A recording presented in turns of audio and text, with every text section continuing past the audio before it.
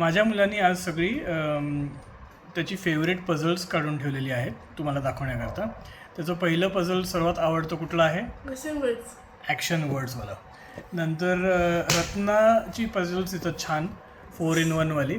त्याच्यातलं next puzzle आहे city and village life. नंतर अजून एक आहे रत्नाचं ट्रान्सपोर्ट व्हेकल्स आहे. नंतर हे एक त्यांनी आणलेलं आहे अजून फ्रँकची पण पझल्स छान येतात. हे आहे प्लॅनेट्सचं, पूर्ण सोलर सिस्टम आणि प्लॅनेट्स दाखवलेलं आहे. पुढचं नेक्स्ट रत्नावालंच अगेन आहे, ते आहे इंडियन सीझन्स. अजून हे कुठलं आहे? 4-in-1 स्पोर्ट्स पझल आहे.